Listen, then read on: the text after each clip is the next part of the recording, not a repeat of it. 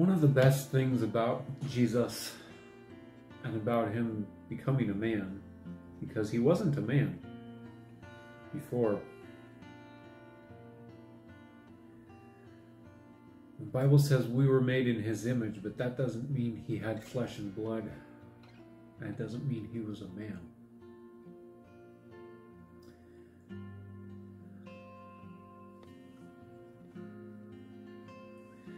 But he willingly became a man, a human. And quite possibly the most important reason he did that was to validate us. Every one of us. Because one of the best ways that you can validate another person is to go where they go where they are, live how they live, and literally, well, not literally, but really walk in their shoes, walk a mile in their shoes. People say all the time, if you haven't been there, you don't get to talk about it. And it's true. Addicts will say you don't get to talk about being an addict until you've been addicted. And it's true. Abuse victims will say you don't get to talk about abuse until you've been abused.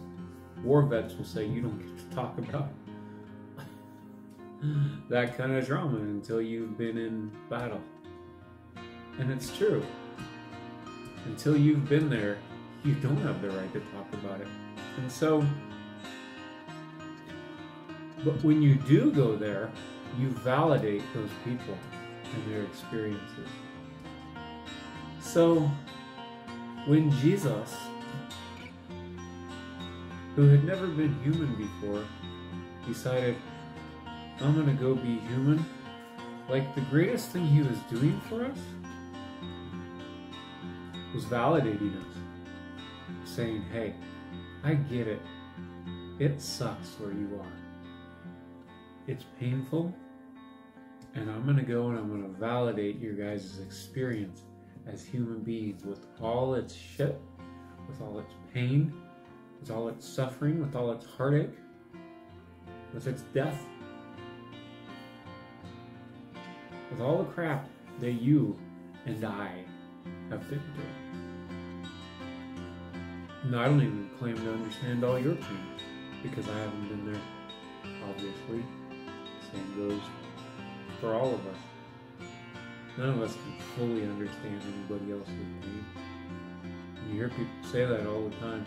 You have no idea what it's like. And a lot of that is true to a large degree because we can't always feel somebody else's pain, right?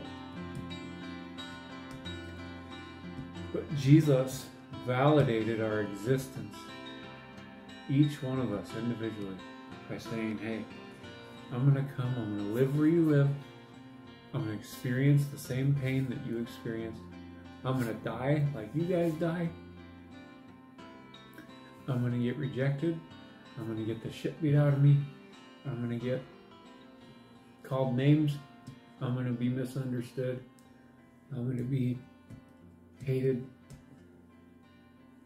I'm going to get betrayed. You name it. Jesus came and did that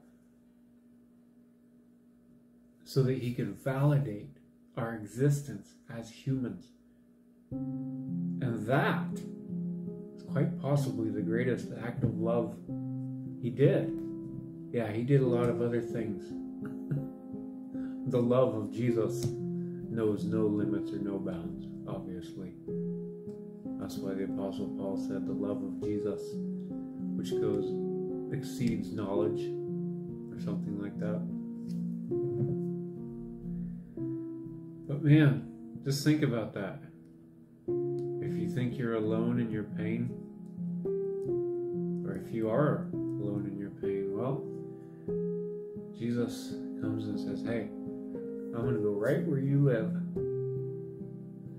I'm going to have and experience the exact same pain that you have and experienced. ultimate act of validation.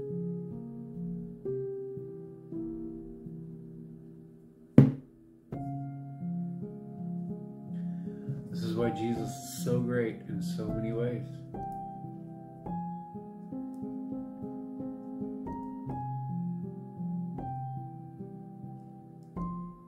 His wonders never cease. As my dad used to say, will wonders never cease? Well, with Jesus, they don't ever cease.